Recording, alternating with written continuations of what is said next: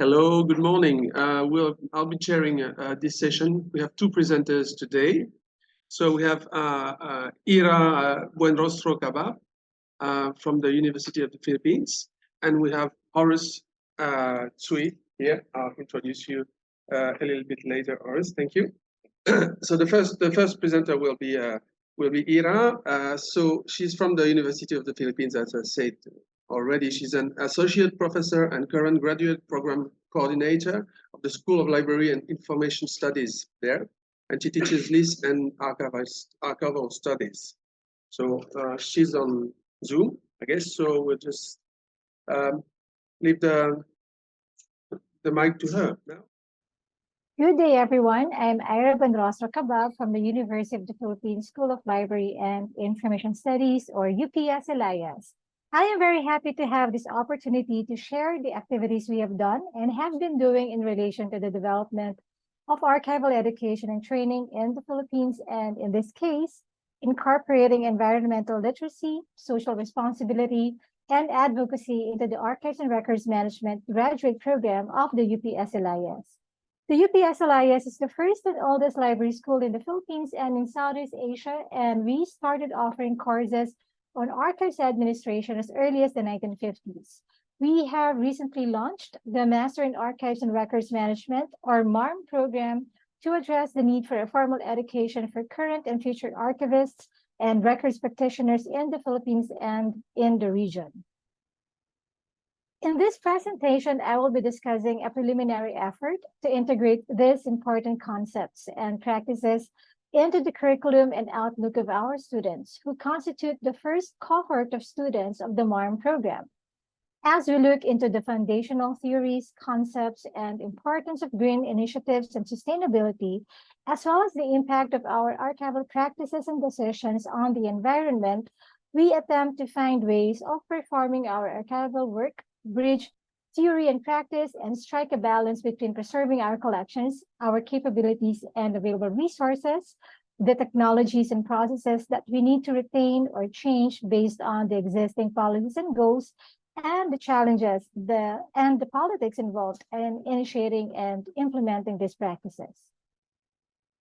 As an educational institution that is expected to cultivate the knowledge and skills of archivists and future archivists through curricular offerings, first, we try to find and articulate the gaps and the existing context to effectively address these needs based on the understanding of the students, who are also practitioners and stakeholders in the field of archives. To further explain the context of this presentation, let's now go to some of the existing themes in the literature related to green archiving, as well as environmental education. It's important to have conversations on how to design programs, frameworks, and pedagogical approaches to promote environmental literacy, which is the awareness of and concern about the environment and its problems, and how to properly provide solutions for them. As there were different types of literacies that educational institutions try to gauge and advance, such as media and information literacy, digital literacy, cultural literacy, among others, environmental education aims to develop a high level of environmental literacy among citizens, or for them to have a deep understanding of their environment and how to protect it. According to UNESCO, environmental education must be a core curriculum component by 2025. And based on their analysis of educational plans and curricular frameworks of almost 50 countries, less than half of them have no reference to climate change, and only 19% talk about biodiversity. So now in the field of archival studies, there have been discussions on how to construct buildings and facilities for green archives based on the following conditions: collection and preservation needs, as well as the needs of our staff and patrons, the type and nature of archives and its holdings, and the continuous changes in the world of archives. However, according to Sarah Kim in 2009, while it's important to have all these technical and structural considerations in mind, archivists need to start documenting and sharing their experiences and ideas, especially localized approaches that may be both unique and common in particular contexts. It was also argued by Heidi Abbey in 2012 in her seminal primer on green archiving that most of our investigations have concentrated on facilities design and environmental control rather than on a holistic approach promoting simple, attainable, green initiatives that archivists can readily implement. As a response to this, I would like to argue that in achieving a holistic approach, wherein we're able to take into account different factors that would shape our work as green archivists and design programs for education and training, it's important to identify first how we understand green archives within our own context. This kind of understanding is one of the gaps that we need to address before we bring in the standards and the technical guidelines to the practitioners. In developing localized approaches to be shared with others, there should be a shared understanding of what they actually do or try to achieve. Similarly, Erica Pilar also argued that we can only understand professional archival terminologies in another language if we fully know the various contexts surrounding the terms. To give some context on the archival education and also training in the Philippines, the Master in Archives and Records Management, or MARM program, is the first academic degree on archives and records management in the Philippines that caters to those who would like to be in the archiving and record-keeping profession, distinct from the field of library and information science. We still have the specialization or track in archives and records management in the undergraduate level. In other LU schools in the Philippines, introductory courses are being offered. Most records practitioners resort to attending seasonal workshops and trainings conducted by different professional organizations. While the current graduate curriculum of the MARM program at UP-SLIS is based on national and international guidelines and best practices for archival education centered on theories and practices of preservation of memory and history and concept of social justice, there is still no separate course focusing on green archives. And while our language or medium of instruction is mainly English, and some Filipino and the students literally know what green and archives are, and we have direct Filipino translations of the word environment, such as kalikasan, and we also use the Filipino word kapaligiran to refer to the surrounding environment. The experiences and exposure of our students in relation to green archives and environmental protection greatly vary and worth knowing. Therefore, going back to how we can bridge theory and practice in our program, I am putting forward these three strands: education, engagement, and context. And taking into account the context from which the students are coming from. Here are our students and their teacher. Our students come from various fields and backgrounds, such as art, history, journalism, linguistics, law, home economics, and library and information science. Some of them are already working full-time in archival institutions, libraries, and museums, both in the private and government sectors. And a number of them are in the process of establishing institutional, private, or organizational archives related to their work and advocacies, and almost all of them are in the early years of their career as archivists or records managers. As part of the student engagement, I let them do a reflective practice through open-ended questionnaire and focus group discussion. I did this exercise for them to reflect on their perceptions and understanding of green archives and green archivists at a personal level, and then slowly move outwards as they think about their activities and even plans and advocacies and their impact on environment and society. In this exercise, it shows how important it is to listen to our students or the early career archivists, who would be the next generations of archivists who will continue the work or who will be the ones to bring forth brilliant ideas and revolutions in the archival landscape. So these are the open-ended guide questions that I used during the exercises. I let them reflect on the reasons why they are in the program, the things that they have experienced so far, as well as how they encountered the concepts of green, going green, sustainability, as well as how they perceive and interpret green archives and green archivists. This allows the students not only to engage with the discussion of the standards and facilities for green archives, but they reflexively situate themselves within the personal and wider professional context of archiving and green archiving. At the personal level, many of them join the program due to personal and professional growth. Many of them find short-term trainings and workshops somewhat insufficient as they want to have stronger theoretical foundations to further guide them in their existing or future work as archivists and even leaders in the archival profession in the Philippines. Some of them are also frustrated with the current condition of their records and record keeping. That's why they want to learn more and be part of the solution to these problems. And all of them have expressed their passion for different things, either related to their discipline or their work. Many of them realize the power and impact of the things and decisions that archivists do in and for the archives, as well as the conceptual underpinnings of their practice, including history and important personalities that helped shape the discipline. They also appreciated the standards, guidelines, and most especially the legal and ethical imperatives of performing archival and record-keeping work. So moving on, the students' first encounter of the concepts of going green, and sustainability happened in school, especially in their elementary days, or there are some elective courses in their previous undergraduate degrees. Also from their work, because of some organizational policies, which I will discuss later, and also from the news or current events, because back in the 1990s, legislators started initiating environmental laws, and these issues were a hot topic in the Philippines back then. While they all have an idea of these concepts and what they entail, only one of them chanced upon green archives at work when looking for a supplier. But some of them heard this in a conference, and almost all of them just heard it from our classes.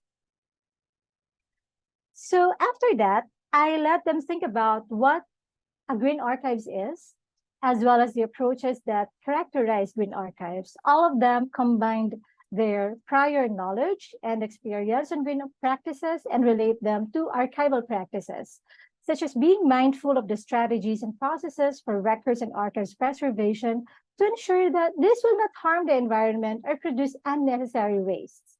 And while green architecture and building a green archives from the ground up is good, and building a green archives, having all these complete facilities, it's not enough for them. They think that having rules and regulations on environmental management and regular monitoring and assessment of the resources that they consume to lessen the impact on the world's worsening environment is important. They also believe that a green archives also employs the basic 3 R's. And most importantly, a green archives should keep supporting practicing sustainable practices and actively advocating for it through user education and outreach. A green archives for the students is not just the practices inside the archives, but it's more about its impact outside the walls of the archives. We then turned to the localized approaches that they have been doing or what they plan to do in the respective institutions. We followed the suggestion by Kim in her article in 2009 on documenting and sharing localized approaches, as well as the framework by Abby in 2012. These approaches may not be directly equated to green archiving, but within their context or our context in the Philippines, these are directly related to archival work. The first one that emerged is the adherence to the national and institutional policies in place, such as the Philippine Green Building Code, Energy Efficiency and Conservation Act, and institutional policies on energy and pollution control. Some suggested that it's high time for the archives in the Philippines to open more discourses on this issue so that practitioners will have more choices, especially in sustainable building and architecture. While it's ideal to choose the best location for the archives, most of the time we just have to make do with what we have. That is the reality. And since there are things that are beyond our control, it is therefore recommended to provide microclimate control and proper handling of collections to reduce premature deterioration and usage of conservation and restorative treatments that will require additional resources. It was also recommended to have good housekeeping and regular monitoring and reporting of monthly resource usage. Since the systematic practice of archiving and record keeping in the Philippines is still experiencing labor pains, and many are still struggling in establishing and keeping their records and archives in various formats, the idea of green archiving may not be the top priority for now. That's why the students believe that there should be a stronger collaboration among archives and concerned institutions to share their goals, their plans, and even their best practices. Technical working groups can also be formed, and there is a call for a greater support from the government and concerned agencies to reinforce these priorities and practices. Most importantly, the students see that raising awareness among the people, not just the archives and records practitioners, is important. They all agree that a course or even an elective course can be offered to cover this. But aside from offering a course under the formal academic degree, more advocacy, orientations, and programs can be helpful for those who are still starting to understand this subject matter. And lastly, the role of academic institutions should be widely recognized and maximized in raising awareness. Educational institutions such as the UPS Alliance and the other schools in the region can help design course outcomes and objectives, activities, and enrich student and stakeholders' engagement as we deal with this global concern. Before I end this presentation, I would like to share the quote from the Director General of UNESCO. Education can be a powerful tool for transforming our relationship with nature. We must invest in order to preserve the planet. What I have presented is just a preliminary effort to integrate environmental literacy, social responsibility, and advocacy into our archives and records management program at UPS Alliance. These initial outcomes can therefore be used in the development of new courses, as I said earlier, but not only in the MARM program, but also in other educational and outreach programs that will support these initiatives. So do we consider ourselves as green archivists? We cannot give you an absolute answer for now, but we are working on it. So these are my references. And thank you very much for listening. And if you have questions, I am more than happy to answer them in the Q&A session. Maraming salamat po.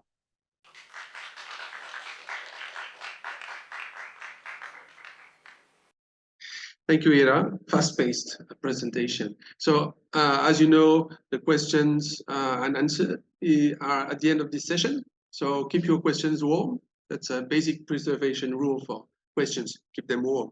So now we'll move on to our second presenter, and that's Horus, that's sitting next to me.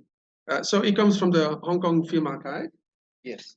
And just your position now is you're the manager of acquisition unit in the Hong Kong Film Archive. So yes. I'll just give you the mic. Thank you. Thank you.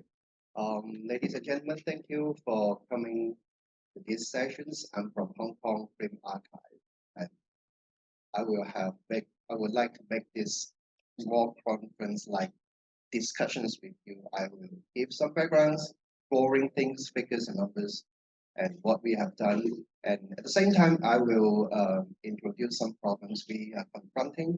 And you may already have that problem with you for a long time, and we hope we can discuss and have some insight or solutions for those questions and problems you or me may have confronted. So when we are talking about the conference theme, I'm sure you have already know what SEAPAVAA, this year's theme is Sustainable AV Archives for the Community. And I have to remind you all, in my background and as I in my archive, the organization structure, I am not an archivist. I am a general manager, that is not with those professional backgrounds. That is, you know, I'm not learning film preservations or film restorations, but I can give you some views in a common sense or in a broader ideas about how we see restorations and preservations. And I've learned from last speaker, Iyra, Dr. Iyra, and her approach is quite on environmental, right? And we do not take this approach. Yeah, I'll explain why. And the theme about sustainable. If you search from the internet, you will get 4 keywords. That is the sustainable things. It includes environmental. That is, Lara just said about green archives. We have social sustainability, and we have economic and human. What we are focused, I think, in this conference should be about human side. Yeah, what we are connecting people. Yeah, connecting people. That reminds me, this is a motto from Nokia in 2000 years. Yeah, anybody who is now using Nokia cell phone? Anybody? Nokia cell phone. Yeah. Do you remember the motto? You're revealing art. Yes. Yes. I didn't look like that age. Yeah, I reveal my age. Yeah, connecting people. That's what SEAPAVAA wants us to focus on. Yeah. And sustainability. Yeah. What do you think about it? What is sustainability? Yeah. A lot of things. A lot of companies in business world, they have ESG, right? Yeah. Environmental, social, and governance. They talk a lot about these things. But in our archive, in our environment, we don't develop in this way. We don't have something wrote down. This is ESG for Hong Kong free market. We don't have. So my perception to this topic, to the theme of this conference, will be somehow backward, and I examine what we have done in our archive and what part of our jobs or our project or our arrangement can be fitted into this sustainability. And may I ask you, ladies and gentlemen, and how do you perceive your sustainability? Any ideas from you? Yeah, just read it aloud. Let me know. How sustainability? What is sustainable? Sustainable for what? Have you ever think of this? Yes, because I've just said I'm not that technical person, so I most of the time have to rely on the internet and search for those keywords about sustainability on AV materials. That is SEAPAVAA wants us to discuss. And for the communities, yes, connecting people. That's why I have some sessions. Yeah, I'll put it in later slide. You'll see what I found it from internet.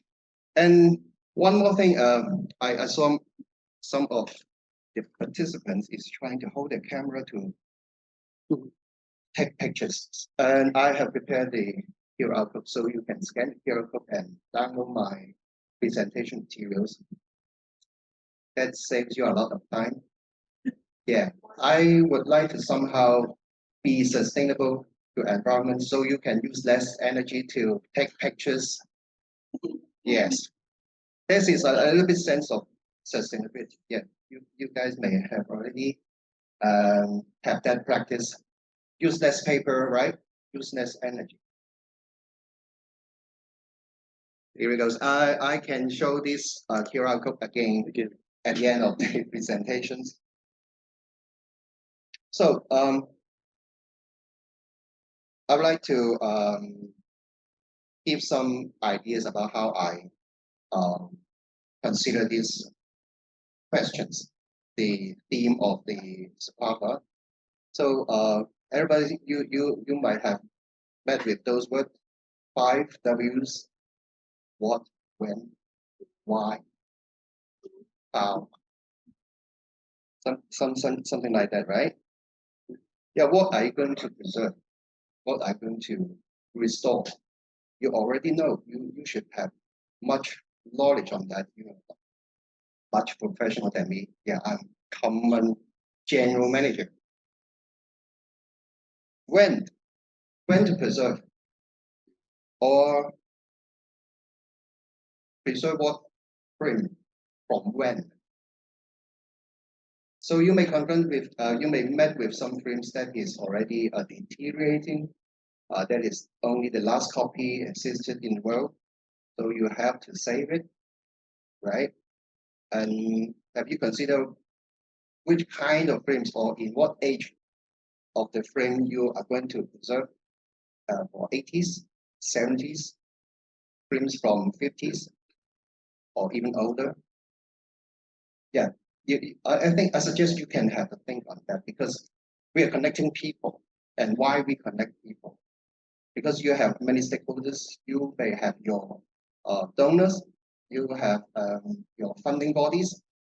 You need to encourage them and try to ask for more from your stakeholders. And how to engage them? You need to give them some values. You need to have their resources to help you to do what you want. But not every stakeholders have the common ideas with you. Yeah, I'll let you know how Hong Kong Film Archives works with these stakeholders. And some of them are very old filmmakers, film companies, and they may already have inactive in the industry. And we have collected a lot of these 30 to 50 years film materials from them. And most of the time, I think 80% of our programs are derived from these materials. So we are well and good at connecting with inactive film practitioners. Yes, this is a Hong Kong Film Archive. You can see we have 4 levels of cold store, which is at the first level and the 4th level. We have a resource center and cinema and exhibition hall. And that's why I said we are creating a big problem to the environment, because we keep those cold store constant temperature and humidity. For film store, we are keeping them at 4 degrees Celsius and relative humidity of 30%. And for film materials, 16 degrees Celsius and low humidity in the range of 50 to 55%. So we are always making a big consumption of energy. As a city roomer in Hong Kong, we are the biggest client on our electricity company, because we have a 4-store cold room. To be honest, we should be the biggest refrigerator in Hong Kong, where we store every day, 4 days a week, 24 hours a day, and we have 2 separate electricity providers. Yeah. So when one of the electricity get down, another one will replace. So we're consuming a lot of energies. So you can treat it as a biggest threat to the environment of your market. Maybe in your archive, if you have cold store, you will consider whether, according to Dr. Iyra, green archives is a way out in order to preserve green material and at the same time consider the environmental safety. Yeah. Okay, we have cold store and the facilities, resource center, cinema, and the exhibition hall. And what is the background of Hong Kong Film Archive? Yeah, we established in 1970, and there is a call from the film industry practitioners to form a film library. At that time, we don't have any film storage and film libraries, and there is some practitioner calling for that. And in 1993, we have struggled for a long time with the resources, with the legislation, and lobby with the government, yes, those stakeholders. And after the feasibility studies, we have a planning office in 1993. And then we have a milestone in 1995, actor Chow Yun-fat, who donate all his award statuettes to us. So it takes all series of donations. And in 1996, we are accepted as a member of the EF. And 1997, 1 year later, we launched our collection campaign. Yeah, that's the start of making more publicized to ask people to donate free materials. And in the early stage of Hong Kong free market, because we are so eager to collect things, prints, materials, so we welcome all kinds of donations, and as fast as we can, as many as we can. So it creates some problems nowadays. Yeah, I'll let you know what the problem exactly is. And before going into that problems, let me introduce our few units. We have acquisition units. That is, me. Yeah, I'm leading a team of members to acquire things.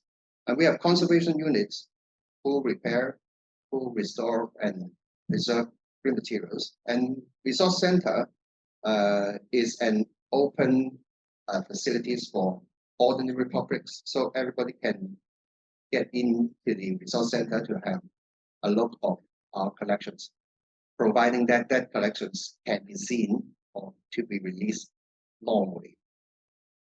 And these few units, acquisition unit, conservation, and resource center, forms the our collection management units. So other parts, we have program units, we have we have research and editorial unit and system unit. They are supporting and do other projects according to in our organization chart. So yes, just a moment. Yeah, you have seen the the mission. Yeah. The mission of Hong Kong Free Market. That is, you may also find it from our website. So no need to download or just find it from our website. I will list our website at the end of the slide. And there is also descriptions for each of our unit and the recent project and work having been done by our unit. So you may have more detailed information from the website. Okay, and the next slide will be the findings. According to I make the research on strategic approaches, I have set these 6 sessions: preservations, digitizations, metadata, access, funding, education, and outreach. Maybe in your archive you have all of them, or you may not create programs or exhibitions. It depends on the size or scale of your archive. If you have many resources, you can do all of this. We have publications, we have programs, exhibitions, we have oral history, and we have Hong Kong filmography, which is a publications according to the ages for all the Hong Kong films. And as a government body, we are funded by the government, so we have relatively high subsidies or high fundings for film and film material preservations. And about the preservations, I think I've just already tell you that we have a constant temperature and humidity for the film and film materials, and therefore we preserve them to keep it in its original status as best as we can. According to my conservator, he said the original cellular film we kept could be exist for 100 years. I don't know, maybe, yeah, maybe for several decades, it could keep its current status for a long time. But how about after 100 years, it will deteriorate? So we have to think further. And it happens that digital frame appears nowadays. So it comes from the origin that the digital frame is a file. It's not from cellular frame. It's not a print frame. So we have to preserve it as well. And it's another problem that we confront because you may already know that we don't have VHS player. And any archive still using VHS player? Anybody? Still have one. Still have some. Yeah, we can't find much about that. Yeah, we are losing VHS, so we have to migrate from VHS to another carriers and DVDs, Blu-ray, and ProRes. Now you have much experience on that, and they will someday vanish as well. So what should we do to preserve its original? Some of the archives may move it to the server. Yeah, when you receive some DPC print materials, you can put the content into your servers and put away or put aside the DPC hard disk, because hard disk is hard to preserve. If you drop it, you lose it. Some back sector, yes, as your computer will confront it. So they create problems. And is there any ultimate solutions for it? Maybe no, but we have to think. Yeah, in art gallery, some art gallery will create or sell digital art pieces. They are using NFT, non-fungible token. We have discussions. We may have discussions on decentralized things. Yeah, Facebook, Meta. All these things is this technology can help us to put forth the digital things from a carrier binded materials to somehow take its soul out. Yeah, just like human beings, we take our soul into another carrier. So when our body vanish and the carrier vanish, you can still keep the content. I don't know is decentralized theory can help on this thing, but it's worth to take discussion and debate.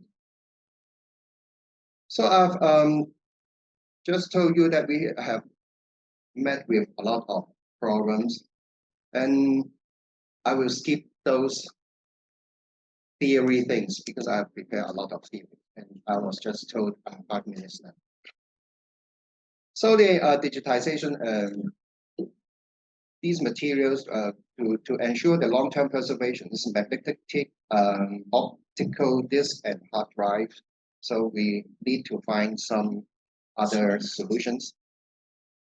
For the digitization, you participants may have already heard a lot other archives, so I will not repeat those backgrounds.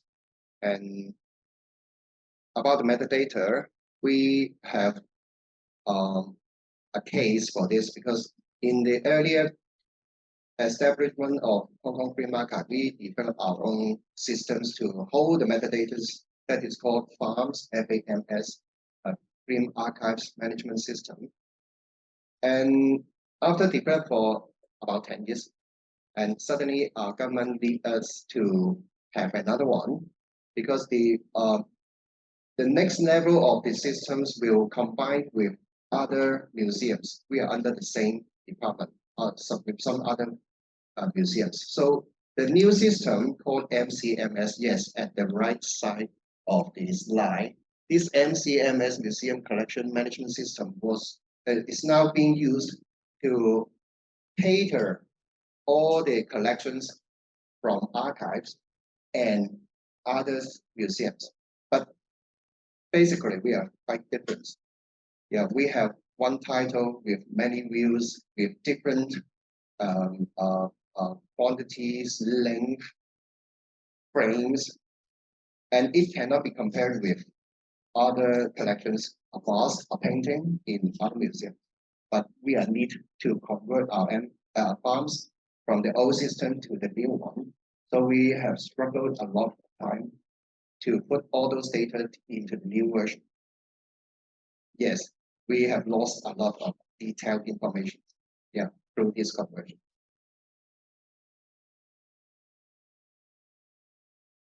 And another problem we have much headache is the copyright issues. In the very early stage, we have invite a lot of people to donate us a lot of print and print materials, and they give us a lot of things, but they don't have the copyright because we are good at connecting print companies, laboratory, those retired print person, actors, directors. They may have their own materials to donate, but normally they have already lost the contact of copyright owner. Some of them may not know who owns the materials, but we have received those things. And nowadays, if we are talking about copyright issues, those materials is hard to be used. Yeah, you know what you may have already know. Yeah, if you would like to take out a frame and the donor said, I'm not owning, yeah, it's not my frame. You have to ask for your copyright owner, but we can find a copyright owner. And the donor even reluctant to release his status because he don't want people to know, yes, I have donated something without copyright to us.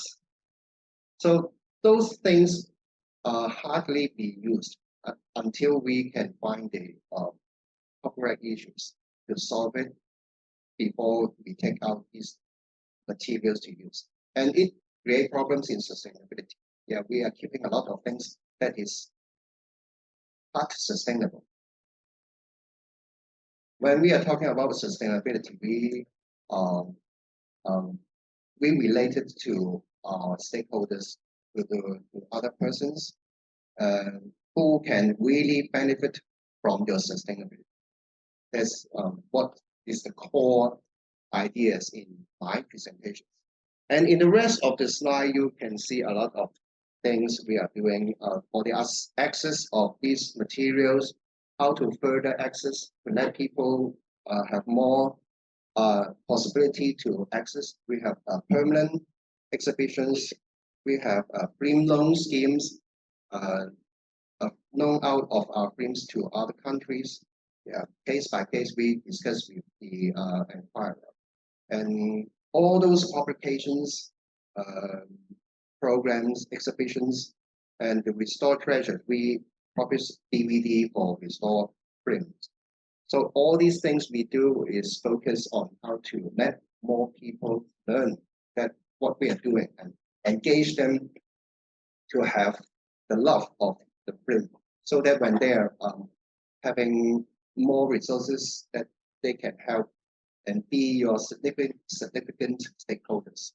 That's why we always do a lot of education and outreach to let youngsters, let children to learn what we are doing, to create interest from them.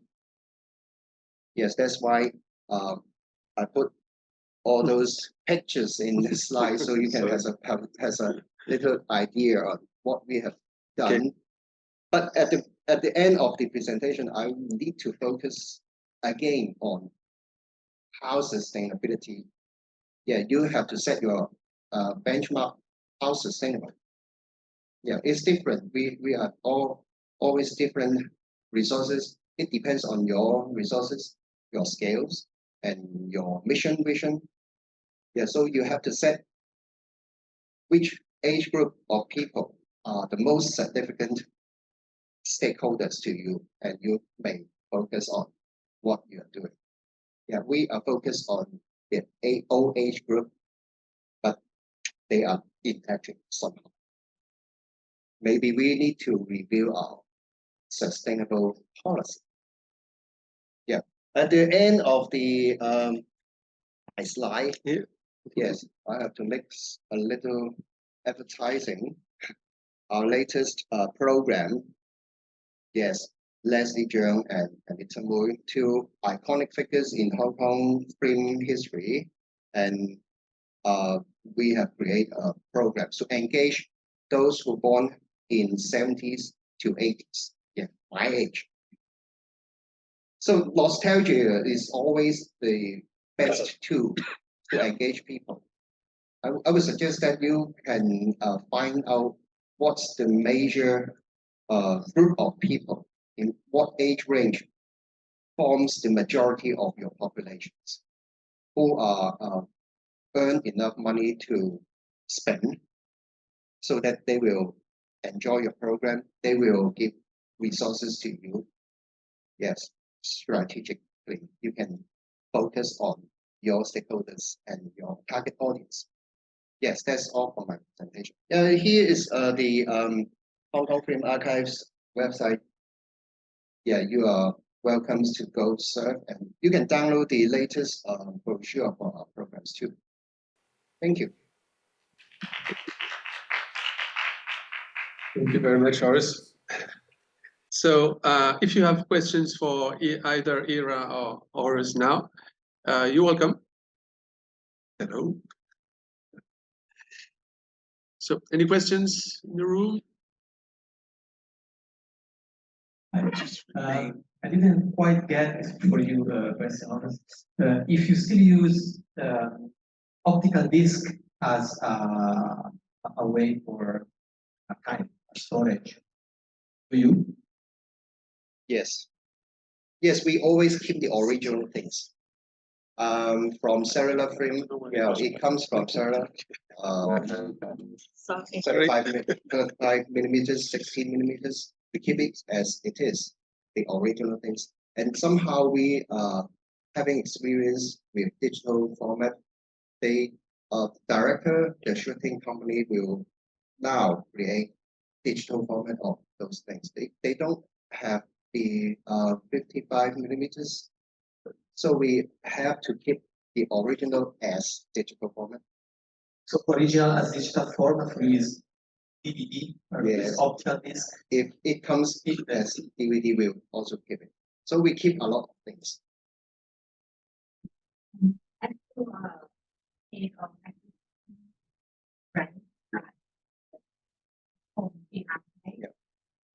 do you think is the sustainable way of The technical way of acquisition? sustainable way? A sustainable way, yeah. We are somehow being led by the collections. Yeah. As I can see, many of our donors who approach us because their film storage is critical.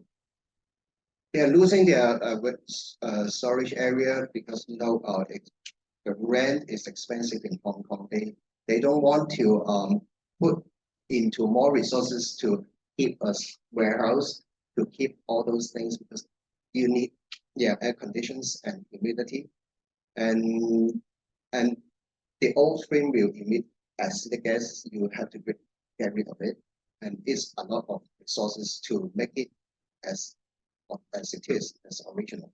So when we are approached by those film companies, the situation is quite critical. Yeah, you can learn it from one of our slides. There are 3 people in a warehouse, and you can see the brown color of those film cases that is already rotten to a degree of, you need to save it. So we always give it a value. We give the value to the donors. Save the film, just like save the world, save the animal. save the private right. You give them value, so they can easily be assessed, easily be encouraged to donate their materials to us, and we take up the responsibility to make it back to its original thing.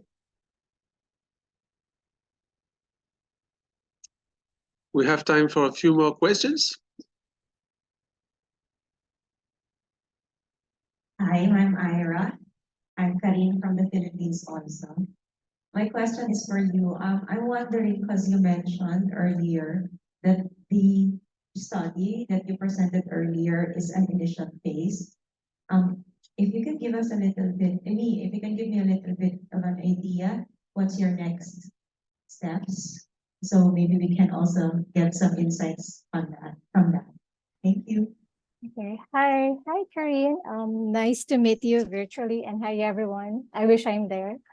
To answer your question, actually the succeeding steps would be, we're planning to come up with another, like a quick survey among the different stakeholders, probably the practitioners and potential graduate students of the program, so we'd know their demands and also how they think about green archiving and green initiatives, and if we really need this types of new initiatives to be implemented in our country, and at the same time for us to have an idea how we can cater to those demands and how we can proceed to the actual design of a new course or probably workshops and training, because it would be also difficult for us as an academic institution to just institute a course or even a workshop or a training without even having any idea of what our communities or our stakeholders actually need. So that is why we want to have or to set the context first. And I know it's going to be a difficult task. It's going to be a difficult job for the school and even for us, for the archivists in the Philippines, or even in the archivists in the global South in particular, to really come up with with that kind of concrete way of implementing these kinds of initiatives in green archiving. So there. Thank you. I hope I answered your question. Okay, thank you.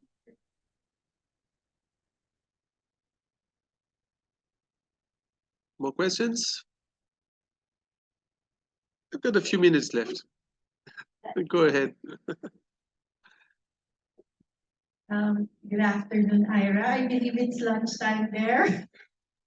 Hi, hello. You too. Hi, I'm Rose. Yeah, I can't see you, but I feel that it's Rose. I can see. Horus, when started his presentation, immediately responded to your presentation about them Oh, really? not really? Yes. that green, the concern of consuming the biggest electricity, Yes. having cold storages, the biggest refrigerator in home, etc. So it's a reality that in order to preserve films, you need cold storage. That now, given the concern of about the environment, seems to be it's like a necessary evil. The Yeah. original scene, I think, it is the original scene for to preserve these things. But yeah, I agree with Dr. Green archives is really in need for preservations, because I've just said I searched the keywords for sustainability. There is four pillars for sustainable. Environmental, the first, social, economical, and yeah. So it comes to me a little bit sadness because we have too little time to discuss with Dr. Iyra, because her presentation is so focused on the environmental issues. That is totally different from our point of view, because I treat it as the original scenes. I leave it, yeah, let the evil comes along, and we can only achieve a little bit achievements. Certain parts of this preservation or restorations can be done with sustainable, and how about the others? May I ask a carbon footprint suggested by Dr. Iyra, and carbon emissions, carbon offset. Any participant who fly from your own country has paid carbon offset by joining this conference?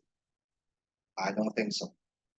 I don't do it because I am spending government's money and the carbon offset is so expensive. You won't do that, right? So it's always original sin we are creating problems that is directly hurting our environment. And with that note, so Iyra, how do you see that reality with the ideal objective of establishing or practicing green archiving? There is always a tendency to do so. Yeah. That is approach. Yes, you will never get into that at the end. Yeah. Okay. Yeah. So to answer the question, hi Rose, and also hi Horus. Of course we fully recognize that reality that it's to be honest, conservation, restoration, preservation work, and green archiving, they're kind of oxymoron, and they're kind of they really counteract each other. But in the Philippines, to be honest, our problems really lie on the actual preservation and even storage of our archival materials. We're still in the stage of gaining awareness and spreading awareness among people how important archiving is, how important record keeping is. And we're still gaining support from different communities about our field, about the things that we do in the archives. So we recognize the fact that it's going to be, again, as I said, this is an initial step, and it's not going to be an easy task for us, for the academia, and also for the practitioners to strike a good balance between preservation and having to implement these green initiatives, because we know that budget is limited. We have of course people do not recognize the importance of archives and even record keeping. We don't even know where the actual archival materials are. Sometimes they're missing, they're misplaced, or they're lost. So there are a lot of problems that are coming in our way. There are a lot of problems that we need to address first. But and of course, our students also recognize that reality and also recognize that problem. That is why when we started talking about green archiving, actually, all of them said that it's the first time for them to really encounter the concept of green archives. They know what sustainability is. They know what greening is. They know how important the environment is. But it's also difficult for them, and even for me, to be honest, to really reconcile those different concepts. That while we have the ideal scenario of having green buildings, having green architecture, doing all the sustainable practices for the archives, and also for us to have, again, to strike a balance between preservation and budget and resources and capabilities and these green initiatives. We all recognize all those problems, but I would like to see it as an opportunity also, because we are still beginning. We are still at the start of developing this profession in the country, and we'd like to somehow inject this idea, this concept, that at least if we are about to establish, let's say, an archive for an organization or for a community, at least we have something at the back of our mind that we should also be considering our environment as we promote these policies or as we do these preservation techniques. I know it's difficult. I don't know how long it's going to take for us to reach a stage we're in. We will be really doing these green initiatives in the Philippines, especially in the Philippines. But again, these are the students. This is the first cohort of the master's program in archives and records management, and I think personally that it's really worthy to listen to them and to listen to their ideas, especially that there are already policies and even legislations in place in the country regarding environment and how to protect the environment. So yeah, it's still a long way to go, but let's see what will happen. Thank you. Well, now we're past the time. But just one remark, because energy consumption is not necessarily evil. It's the way the energy is produced. Yeah, so, for instance, in New Caledonia, we're only a small country, but in the next 5 years, we'll be relying for 90% of our energy consumption on solar power. So it's possible. We can go there. Of course, in Hong Kong, it may be a bit difficult because of the space you need for solar power, but it's possible. So sorry to give that final remarks, and thank you very much to our presenters and for the time you spent, to our wonderful audience. Very hungry now, so we're all going for lunch. Thank you, Iyra. Thank you, Harry. Yeah, thank you. Bye. Thank you, Have a Bye. great, have a great day. Thank you.